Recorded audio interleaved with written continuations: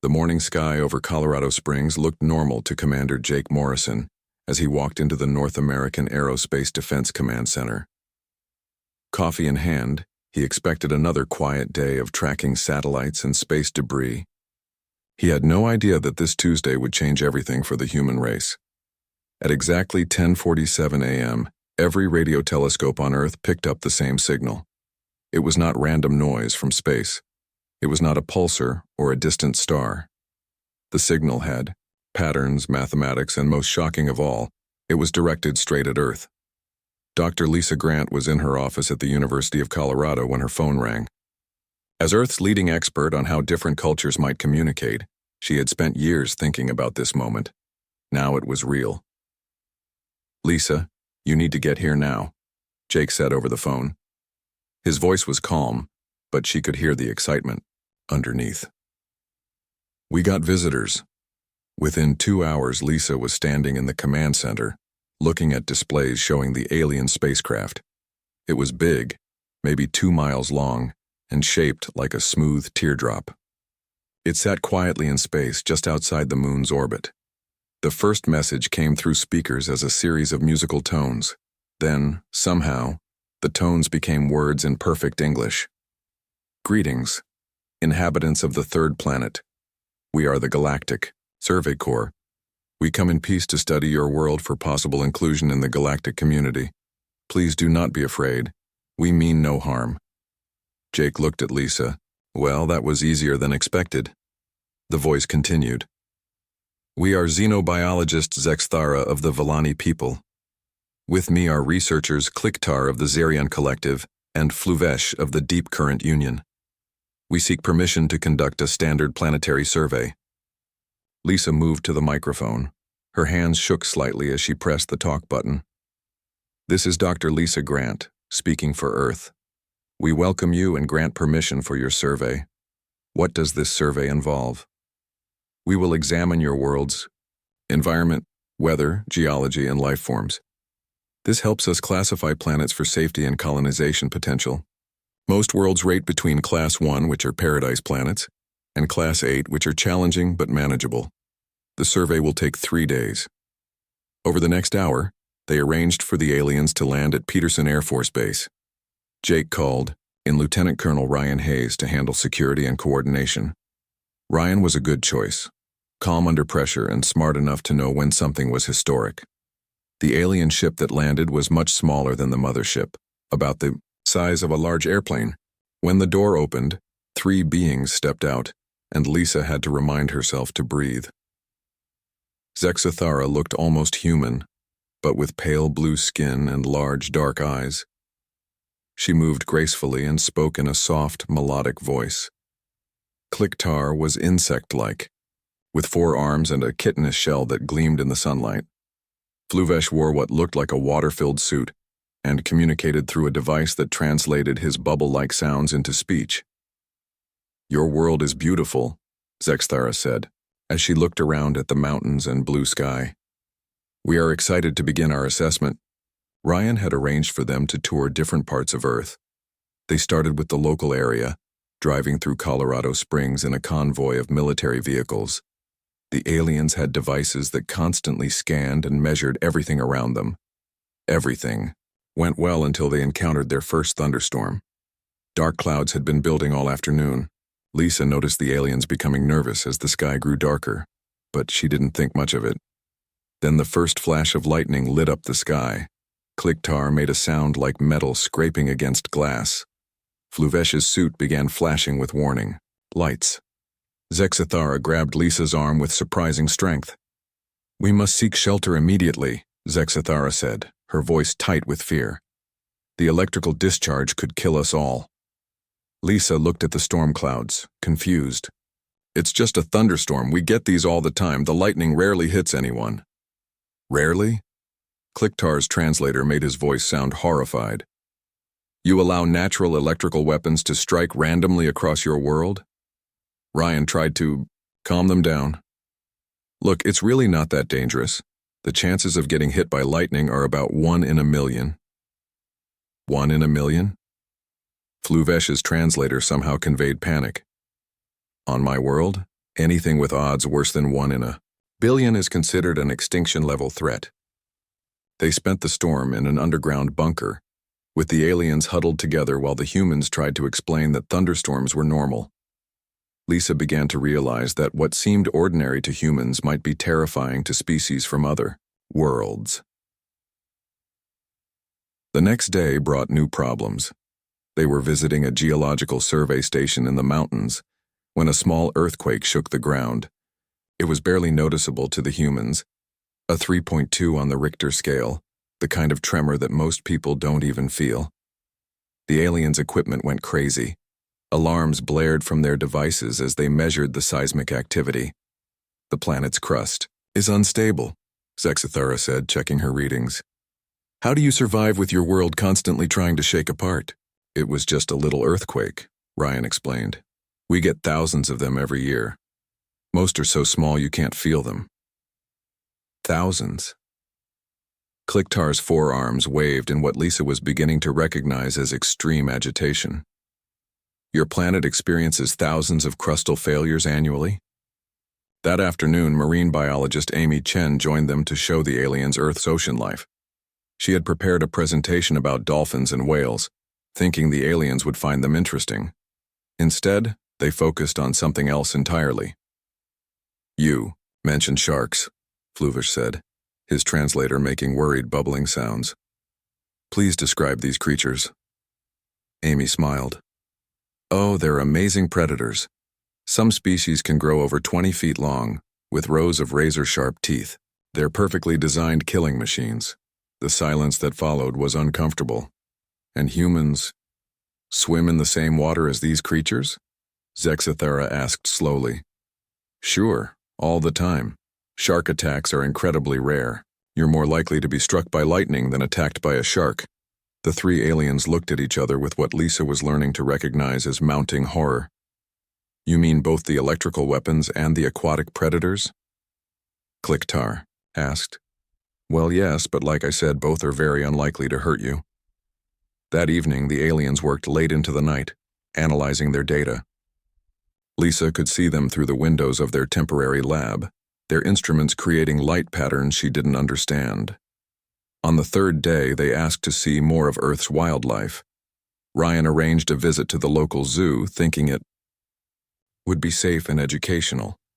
The aliens were fascinated by the elephants and terrified by the lions, but they completely lost their composure when they saw the grizzly bears. These creatures exist in your wilderness? Zexithara asked, staring at a bear that was lazily eating fish. Oh yes, we have thousands of them, the zookeeper said proudly. They're mostly in Alaska and Western Canada, but some live in the Rocky Mountains too. And humans venture into areas where these creatures roam freely. Sure, lots of people go camping and hiking in bear country.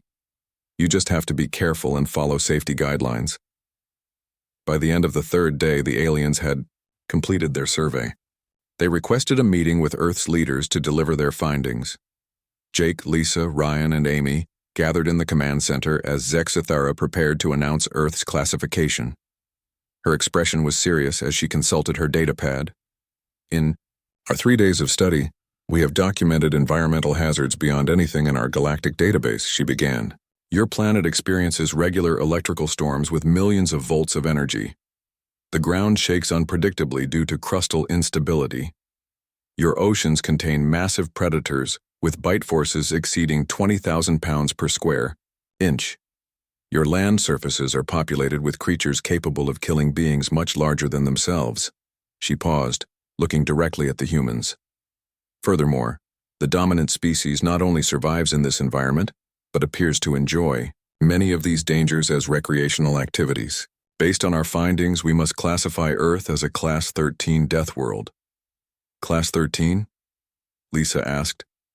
But you said most worlds only go up to Class 8. Our previous scale only went to Class 10, Zexithara admitted. We had to create new categories for your planet. Class 13 represents environmental dangers so extreme that we questioned whether complex life could even exist here. Jake stared at her. But we do exist here. Billions of us. Yes, Zexthera said quietly. That is what makes this discovery so remarkable and so terrifying. News of Earth's Class 13 rating spread across the galaxy faster than anyone expected. Within hours of Zexthera's report, emergency sessions were called on dozens of worlds. The Galactic Council had never dealt with anything like this before. Andi, the Council's homeworld of Prima Centralis, Chancellor Morden read the report 3 times before he believed it. The ancient leader had seen thousands of planetary surveys in his long career, but nothing prepared him for Earth's data. A world where the inhabitants swim with 20-foot predators for recreation, he muttered to his aide. Where they voluntarily climb mountains during electrical storms, this cannot be accurate. But the data kept coming. Video feeds from Earth showed humans doing things that made hardened space travelers feel sick. Children playing in rain that the galaxy classified as acid precipitation. Adults skiing down mountains that registered as avalanche zones. People surfing waves that contained enough kinetic energy to crush most spacecraft. Dr. Lisa Grant sat in her office at the university, trying to understand the calls flooding in from around the world. Presidents, prime ministers, and military leaders all wanted answers to the same question. Why did the galaxy think Earth was so dangerous? I still don't get it, President Helen Parker said during an emergency video conference. Sure, we have some challenges, but we've been dealing with them for thousands of years. How is that scary? Lisa had been working with linguist Rachel Ford and anthropologist Kevin Brooks to analyze the alien data. What they found was disturbing. The problem isn't what Earth has, Lisa explained to the assembled world leaders. The problem is what other worlds don't have. Most planets in the galaxy are incredibly stable. No earthquakes, no storms, no large predators. Their idea of a dangerous animal is something like a rabbit. In the mountain base, Captain Steve Williams was having his own revelation. He had been showing some of the alien data to his Marines when they discovered something amazing. The aliens had classified house cats as apex terror beasts. Listen to this, Steve said, reading from the alien report. Small quadrupedal predator with retractable claws and enhanced night vision, capable of killing prey many times its own size. Demonstrates pack hunting behaviors and territorial aggression. Recommendation: avoid all contact. The Marines started laughing until they realized the aliens were serious. They're talking about Mittens, one soldier said, pointing to the base cat that was currently napping in a sunny spot. The cat that purrs when you scratch behind his ears. Steve shook his head. If they think cats are scary, no wonder they rated us Class 13. Meanwhile, meteorologist Janet Price was having similar problems with the weather data. The aliens had sent her a list of Earth's weather patterns with their galactic danger ratings. A light spring shower was classified as a torrential death storm. A gentle breeze was marked as dangerous atmospheric disturbance. Their homeworlds must have no weather at all, Janet told her colleague. Perfect temperature, no wind, no precipitation. Earth's normal climate would seem like hell to them. The galaxy's reaction was swift and varied. On the industrial world of Mechanus Prime, the Robotic Construct Collective analyzed the data with cold logic. Their conclusion was simple. Humans were either the most adaptable species in the galaxy or they were all insane. Possibly both. The militaristic Krex Empire had a different reaction. General Thokmar reviewed the human data with growing excitement. If these creatures could survive Class 13 conditions, they would make incredible soldiers. He immediately ordered his intelligence division to study human military tactics. Look at their history, Thokmar told his staff. They fight wars in conditions that would kill most species. Desert heat, Arctic cold, jungle humidity. They use their environment as a weapon. In the peaceful systems of the Villani Federation, Zexthara's report caused panic. Emergency sessions were called to discuss whether humans should be quarantined to prevent them from spreading their dangerous adaptations to other worlds. But the most interesting reaction came from the trader guilds. Merchant Captain Vex Kala of the Free Traders Union saw opportunity where others saw danger. If humans could survive Class 13 worlds, they could work in places other species couldn't even visit. Think about it, Vex Kala told his business partners over subspace communication. All those quarantined worlds we can't mine or explore because they're too dangerous. If humans can live there, they can work there. Back on Earth, Dr. Paul Martinez was trying to understand why humans were so different. As an evolutionary biologist, he knew that Earth's challenges had shaped human development, but he hadn't realized how unique that made them. Every other species in the galaxy evolved under easy conditions, Paul explained to a gathering of scientists. Stable climate, no predators, predictable food sources. They never had to develop our problem-solving abilities or stress tolerance. Dr. Karen Lewis, a psychologist, was studying the aliens' own reactions to Earth. What she found was fascinating and troubling. They have no concept of controlled risk, Karen reported. When Zexithera saw children on a playground, she thought they were being tortured. Swings, slides, monkey bars. To her, these were devices designed to harm young creatures. The cultural differences went deeper than anyone expected. Words that were common in human languages didn't exist in galactic speech. There was no equivalent for adventure, thrill-seeking, or extreme sports. The closest translation for fun in most galactic languages meant absence of discomfort. Captain Angela Ross of the Space Force was assigned to work with the aliens on establishing formal contact protocols. She quickly learned that even simple conversations could cause problems. "I mentioned that I went rock climbing last weekend," Angela told her briefing team. Clicktar had to be sedated. Apparently, the idea of voluntarily hanging from cliff faces is so alien to them that it caused a panic response. The Galactic Council faced a serious problem. Earth was clearly inhabited by intelligent beings, but those beings lived in conditions that would kill most council members. How do you establish diplomatic relations with a species that considers deadly environments to be recreational opportunities? Chancellor Mordoon called for expert opinions from across the galaxy. The response was overwhelming.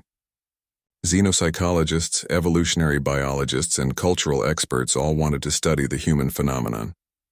Dr. Thainok of the Mindari Collective was particularly interested.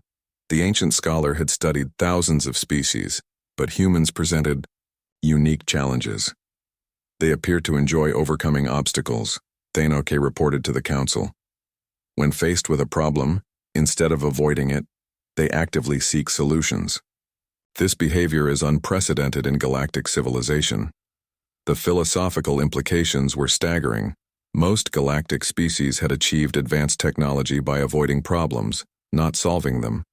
They terraformed worlds to be more comfortable, not to present new challenges. The idea of deliberately making things harder for personal growth was completely foreign.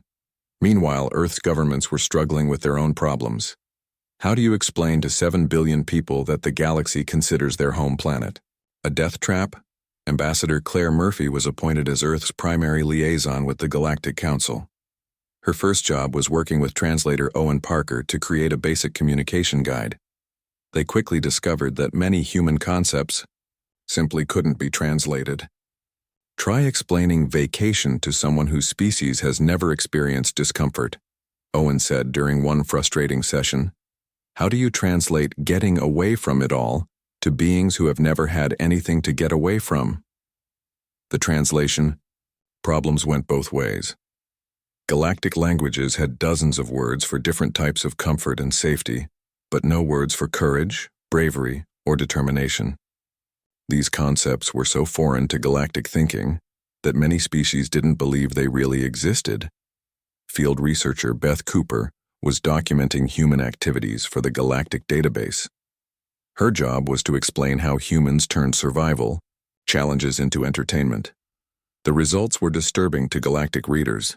Humans deliberately seek out dangerous weather conditions for activities they call storm chasing, Beth wrote in her report. They use mechanical devices to launch themselves from high places, then deploy fabric wings to control their descent.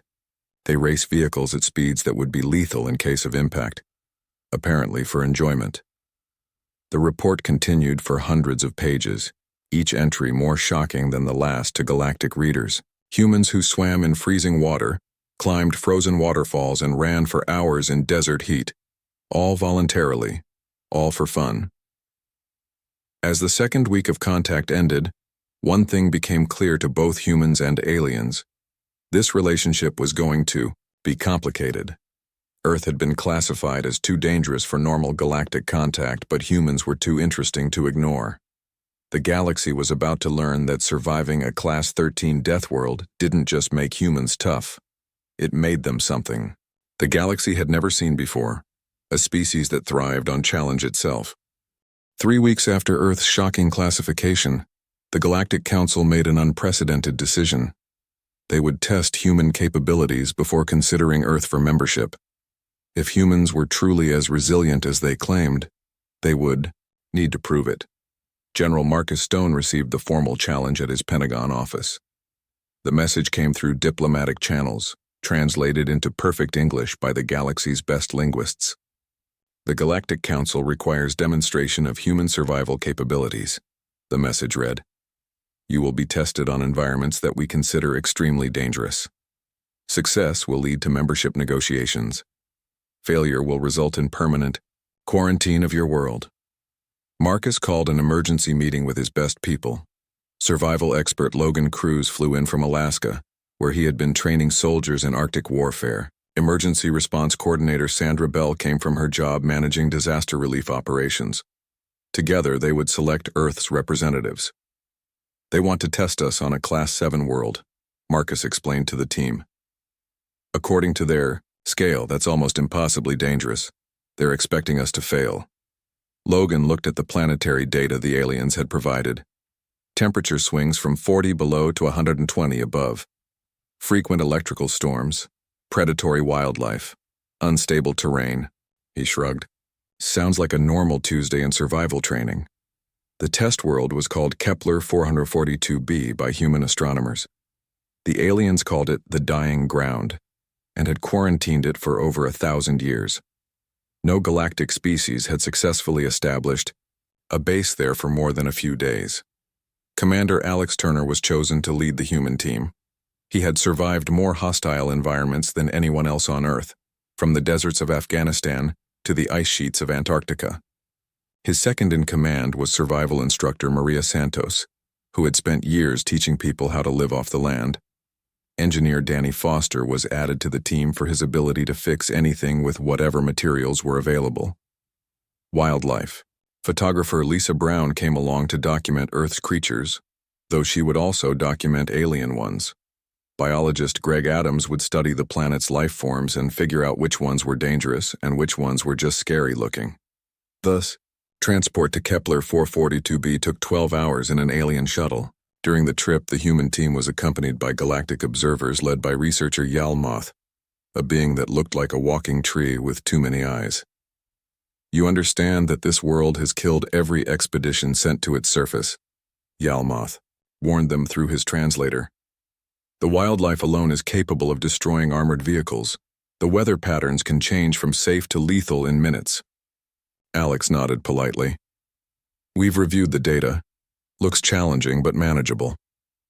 Yalmoth's branches shivered, which his species did when confused or frightened. "Manageable? The predators on this world weigh over 3 tons and hunt in coordinated packs. So they're basically alien wolves," Maria said. "We deal with wolf packs all the time. You just need to understand their behavior." When they landed on Kepler 442b, the human team immediately went to work. While the alien observers set up their protected monitoring station, the humans began building a base camp using nothing but the supplies they had brought and materials they found on the surface. Danny looked around at the rocky landscape and the strange, twisted trees. "Not bad. Reminds me of Nevada, but with more interesting plant life." Within 2 hours, they had established a shelter, identified 3 different water sources, and mapped the local terrain. Alex set up perimeter markers while Maria started a fire using native wood that burned with an unusual blue flame. The alien observers watched in amazement as the humans treated the deadly environment like a camping trip. "They are building permanent structures," Yalmoth reported to his superiors, "without protective suits, in the open air of a Class 7 Deathworld." Lisa was already taking photographs of the local wildlife. The creatures that terrified galactic explorers were certainly impressive, but they followed patterns similar to Earth animals. The pack hunters were curious about the humans but kept their distance when they realized these new arrivals weren't acting like prey. The big ones with the 6 legs are definitely predators, Lisa explained to Greg as she adjusted her camera settings. But look at their body language. They're confused by us. We don't smell like food and we're not running away. Greg was studying a smaller creature that looked like a cross between a lizard and a bird. This one's obviously a scavenger, see? How it keeps a safe distance but follows us around. It's hoping we'll leave scraps. That night, the first storm hit. The alien monitoring station sealed itself and sent out warnings about lethal electrical activity and dangerous wind speeds. The humans battened down their camp and rode out the storm like they had done hundreds of times on Earth. Winds about 60 miles per hour, Alex reported over the radio. Lightning's pretty active, but we're in a good spot, no problems here. Danny had jury-rigged a generator from spare parts and alien technology they had found scattered around previous expedition sites. Got power back up. Want to see something interesting? I figured out why their equipment keeps failing here. He showed them pieces of alien technology that had been damaged by the planet's electrical storms. They build everything to work in perfect conditions. No surge protection, no weatherproofing. It's like they never considered that environments might be hostile to electronics. By the second day, the humans had not only survived but were thriving. Maria had identified several edible plants and caught fish from a nearby stream that the aliens had classified as chemically toxic. The fish were perfectly safe to eat after proper cleaning. The water's a bit acidic, Maria explained to the increasingly bewildered observers. Nothing we haven't dealt with before, you just need to know how to process it. The real shock came when the planet's predators made contact. A pack of the 6-legged hunters approached the human camp not to attack but out of curiosity. Lisa had been observing them for hours and noticed they were intelligent. They're trying to figure us out, she told Alex. Look at their behavior. They're being cautious but not aggressive. I think they're more confused than hostile. Greg agreed. Their hunting pattern suggests they're used to prey that runs or hides. We're not doing either, so they don't know how to categorize us. When one of the creatures came within 50 feet of the camp, Maria slowly approached it with food. The animal, which the aliens had described as an apex terror beast, accepted the offering and allowed itself to be photographed. They're basically alien wolves, Maria confirmed. Pack hunters, intelligent, cautious around things they don't understand. If you respect them and don't threaten their territory, they'll leave you alone. The alien observers were beyond confused. Species that had evolved on safe worlds couldn't understand how humans read animal behavior so accurately. They had no experience with predators and prey relationships. On the third day, the real test began. The aliens had prepared a scenario designed to push human survival skills to their limits. Equipment failures, shelter destruction, and multiple environmental hazards all at once. Your primary shelter has been compromised, Yalmoth announced. Your water purification system has failed. The local predator pack is moving toward your location. You have 6 hours before the next major storm system arrives. Alex looked around at his team. Standard Tuesday scenario, people. Danny, how long to fix the shelter? Give me 2 hours and I'll have it better than before, Danny replied. Already gathering materials. Maria, alternative water source? Already mapped 3 backups. The stream half a mile north is the best option. Lisa, Greg, what's the predator situation? Lisa lowered her camera. They're not hunting us. They're following us because we're interesting. If we keep feeding them occasionally and don't act like threats, they'll probably help us. Help us?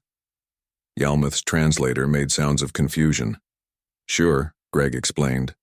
Pack animals often adopt useful individuals into their social structure. We've been sharing food and territory peacefully. From their perspective, we might be strange new pack members. When the storm hit that evening, the humans were not only prepared but comfortable.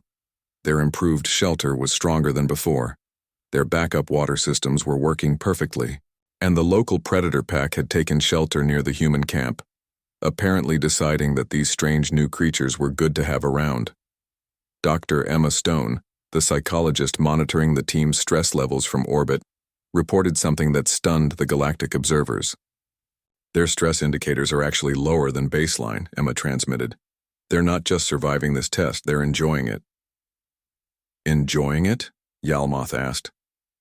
How is survival enjoyable? Alex answered over the radio. It's what we do.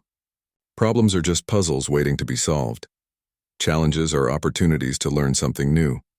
Every environment teaches you something if you pay attention. The test was scheduled to last 7 days. By day 5, the humans had not only solved every challenge, but had actually improved the planet's abandoned research stations. Danny had fixed equipment that galactic engineers had written off as hopeless. The team had established friendly relationships with multiple species that were supposed to be deadly threats. The success of the survival test sent shockwaves through the Galactic Council. For the first time in their recorded history, a species had not just survived a Class 7 world, but had actually improved it. The implications were staggering, and the HFY galaxy demanded answers. Dr. Nathan Gray, Earth's leading historian, was called to present humanity's story to the Galactic Assembly. The massive chamber on Prima Centralis held representatives from over 200 species, all eager to understand how humans had become so different. Nathan stood at the center of the assembly, looking up at tier after tier of alien beings. Some looked almost human. Others were completely bizarre. All of them were staring at him with a mixture of curiosity and fear.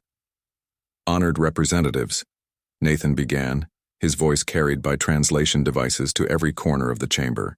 You want to know how humans became what we are? The answer is simple. Our world never let us rest. He activated a holographic display showing Earth's history. Images of ice ages, volcanic eruptions, floods, and earthquakes filled the air above the assembly. Every few thousand years something tried to kill us all, Nathan explained. Ice covered most of our planet. Volcanoes blocked out the sun. The sea levels rose and fell. Diseases swept across continents.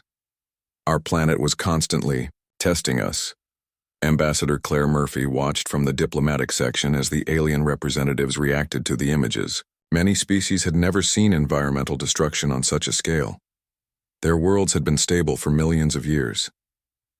Each challenge made us stronger, Nathan continued. When the ice came, we learned to make fire and shelter. When volcanoes erupted, we learned to migrate and adapt. When diseases struck, we learned medicine. We didn't just survive these disasters, we learned from them. Translator Owen Parker was working overtime to convert human concepts into galactic languages. The word disaster didn't exist in most alien cultures. He had to use phrases like planet trying to kill inhabitants to get the meaning across. The presentation continued with human technological development. Nathan showed how every human invention came from solving a survival problem. Fire for warmth, tools for hunting, agriculture for reliable food, medicine for disease, engineering for shelter against storms. Your species developed technology to make life more comfortable, Nathan said to the assembly. We developed technology to make life possible. Dr. Ian Torres, Earth's military psychologist, took over the next part of the presentation. His job was to explain how human thinking differed from galactic norms. When other species encounter a problem, they avoid it or find a way around it. Ian explained. When humans encounter a problem, we attack it directly. We don't just want to survive. The challenge, we want to master it. He showed video footage of humans doing things that made the alien audience uncomfortable. Rock climbers scaling cliff faces, surfers riding massive waves, explorers crossing frozen wastelands. You see these activities as senseless risk-taking, Ian said. We see them as training. Every challenge we overcome makes us stronger for the next one. We don't avoid difficulty, we seek it out. Captain Nicole Ward was watching the presentation from the military section. She had been chosen to command the first joint human-alien exploration mission, and she could see the fear in many alien faces as they watched the videos. Field researcher Beth Cooper had spent weeks documenting human extreme sports for the Galactic Database. Her findings were disturbing to most species in the assembly. Humans deliberately place themselves in dangerous situations for entertainment, Beth reported. They jump from aircraft, dive into deep water, race vehicles at lethal speeds, and climb mountains during storms. When asked why, they respond with words that translate roughly as "it's fun." The concept of fun involving risk was completely alien to most galactic species. Chancellor Morden requested clarification. Dr. Cooper, are you saying that humans enjoy danger? Not exactly, Beth replied. They enjoy overcoming danger. The risk itself isn't the goal. Mastering the risk is the goal. They want to prove they can handle whatever their environment throws at them. Dr. Miranda Hayes, a psychologist specializing in human motivation, explained the deeper implications. Humans have a psychological need for challenge, Miranda told the assembly. A human who faces no difficulties will actually become unhappy and seek out problems to solve. We call this boredom, and it's one of our most powerful motivators. The translation system struggled with boredom. Most galactic languages had no equivalent concept. The closest translation was absence of comfort, which missed the meaning entirely. Environmental engineer Tracy Adams showed the assembly how humans had turned Earth's challenges into advantages. Desert regions became solar power centers. Earthquake zones were studied to improve building techniques. Hurricane patterns were used to understand weather systems. We don't just adapt to our environment, Tracy explained. We make our environment work for us. Every problem becomes a resource if you look at it the right way. The alien representatives were beginning to understand that humans weren't just tough. They were fundamentally different in how they approached existence itself. Trade negotiator. Larry Cooper addressed the economic implications. Human survival skills make us valuable for tasks other species can't perform. We can work in environments you consider uninhabitable. We can solve problems you consider impossible. We can turn liabilities into assets. But it was military advisor Colonel Pete Johnson who delivered the most shocking revelation. He was asked to demonstrate human tactical thinking during a simulated conflict scenario. The simulation involved defending a space station against attack while dealing with multiple system failures. Most galactic species would evacuate immediately and call for backup. The human approach was completely different. We don't evacuate, Pete explained as he worked through the scenario. We adapt. Systems failing, we fix them or find alternatives. Under attack, we figure out the enemy's weaknesses and exploit them. Multiple problems at once, we prioritize and handle them one at a time. The simulation showed human decision-making in real time. Where alien commanders saw impossible odds, Pete saw tactical opportunities. Equipment failures became weapons. Environmental hazards became defensive advantages.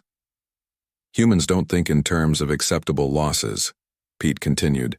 We think in terms of acceptable risks. Every problem has a solution. You just have to be willing to pay the price to find it.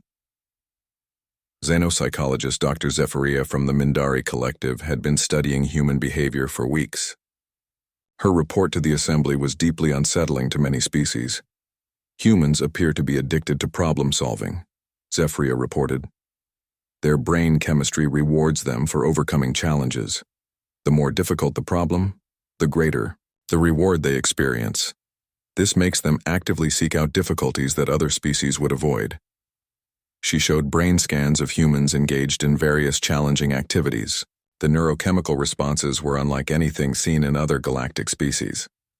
When facing a survival situation, human stress hormones actually improve their performance rather than degrading it.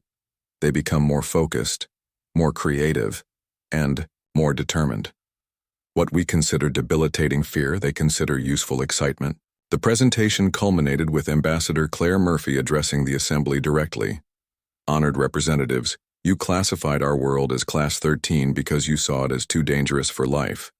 But that classification misses the point. Earth isn't dangerous despite having life. Earth is dangerous because it created life that could handle anything.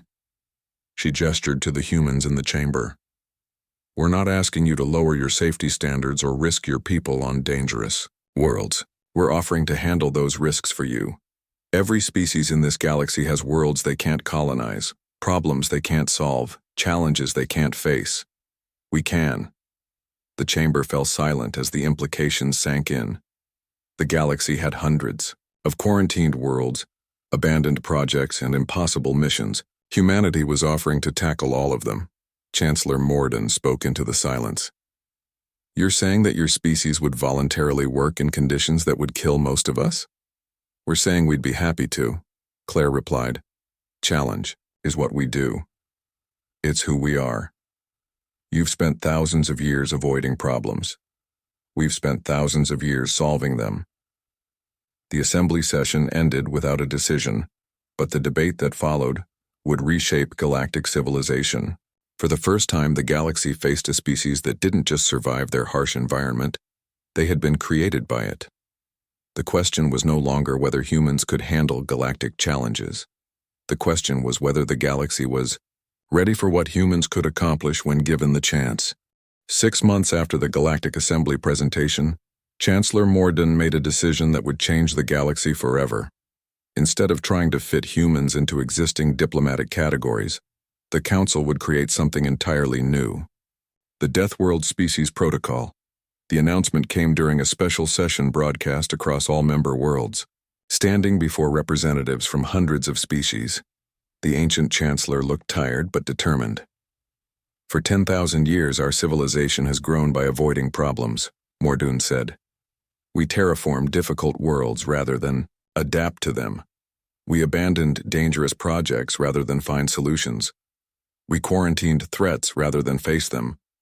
Today, that changes. Captain Nicole Ward received her new assignment while training at the Joint Operations Facility on Luna. She would command the first mixed human-alien crew to explore Zerion 7, a Class 11 death world that had been quarantined for 3,000 years. Her co-commander was Galactic Fleet Captain Quilldash, a being that looked like a walking crystal sculpture.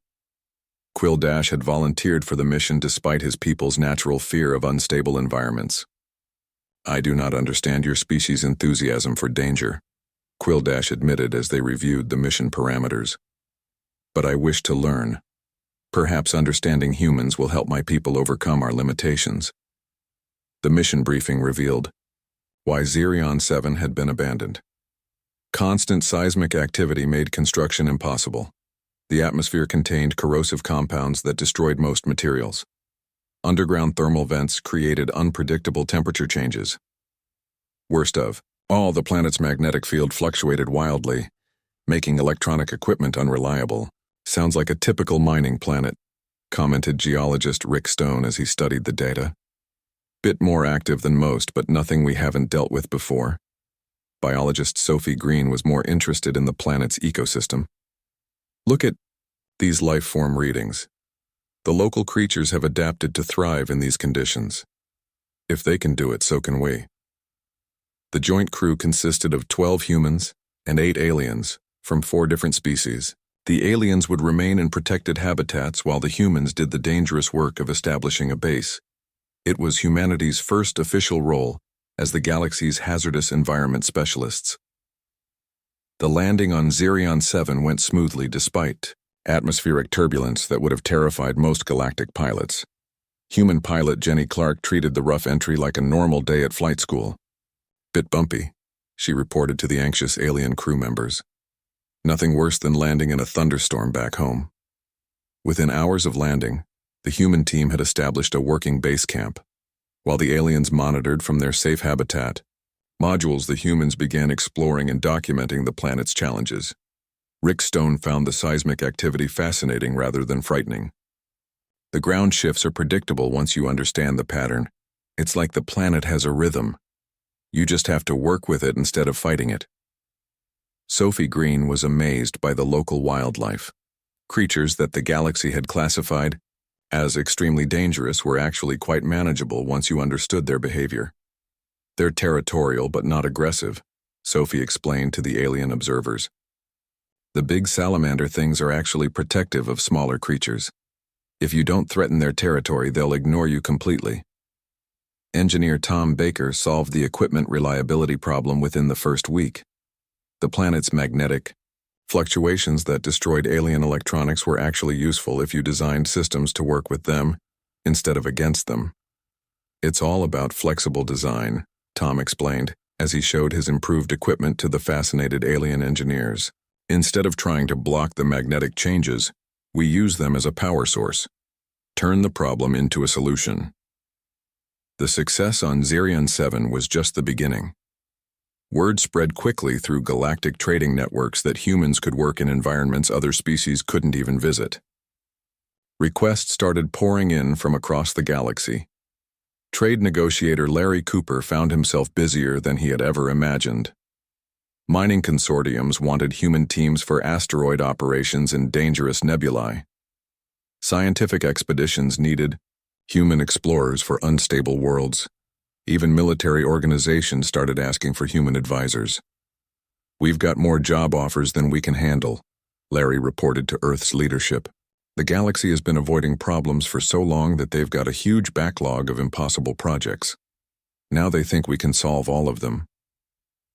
Dr. Miranda Hayes established the Interspecies Survival Academy on Luna, where humans began teaching basic survival skills to volunteer aliens. The first classes were small and carefully controlled, but the demand was enormous. "We start with very simple concepts," Miranda explained to her first class of alien students. "How to stay calm under pressure, how to assess risks rationally, how to see problems as puzzles instead of threats." The early students were mostly military personnel and scientists from species that wanted to expand their capabilities. Progress was slow but encouraging. Beings who had never experienced real danger learned to handle minor challenges. Lieutenant Sarah Kim, one of Miranda's instructors, worked with a class of Villani researchers who wanted to study weather patterns on unstable worlds. "The key is changing how you think about discomfort," Sarah explained. "Pain is information. Fear is a warning system. Difficulty is a teacher. Once you understand that, you can start working with these feelings instead of being controlled by them." Environmental engineer Tracy Adams found herself designing new safety protocols for galactic space travel. Human risk assessment methods were revolutionizing how other species approached dangerous situations. They were so focused on avoiding all risks that they couldn't handle even minor problems, Tracy explained. "We're teaching them how to prepare for difficulties instead of just hoping nothing goes wrong." The cultural exchange went both ways. Humans learned that their approach to problem solving, while effective, was just one way of thinking. Other species offered perspectives on cooperation, patience, and long-term planning that humans had never considered. Dr. Ian Torres worked with galactic psychologists to understand how different species processed stress and challenge. The research was groundbreaking for both sides. "We're learning that courage isn't the absence of fear," Ian reported. "It's the ability to function despite fear. Most galactic species experience fear more intensely than humans, but they can learn to work through it."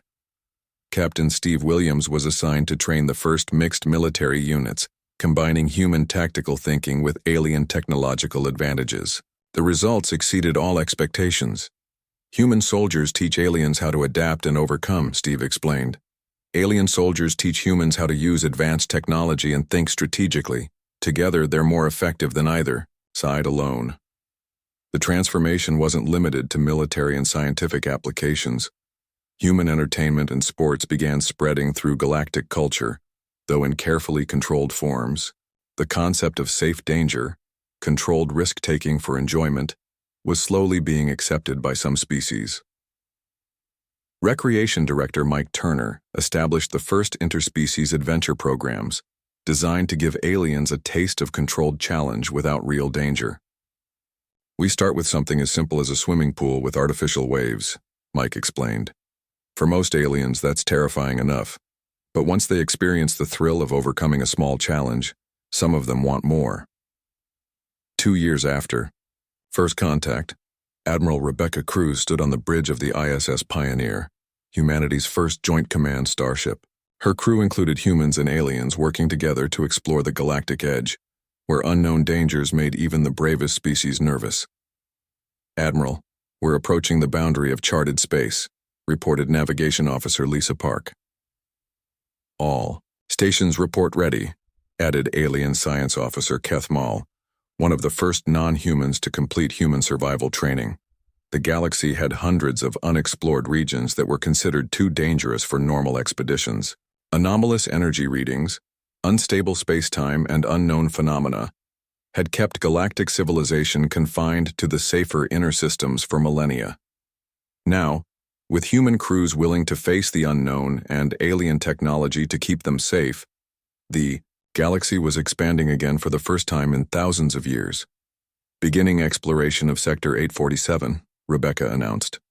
All hands, prepare for the unexpected. As the Pioneer crossed into unexplored space, its mixed crew represented something the galaxy had never seen before. A combination of human courage and alien wisdom, working together to face challenges that neither could handle alone. Behind them, the established galaxy was transforming. Worlds that had been quarantined for millennia were being colonized. Projects that had been abandoned as impossible were being completed. Species that had lived in fear of their own limitations were learning that some problems could be solved, rather than avoided. The classification of Earth as a Class 13 Deathworld had initially been seen as a warning to keep humans isolated. Instead, it had become the galaxy's greatest discovery.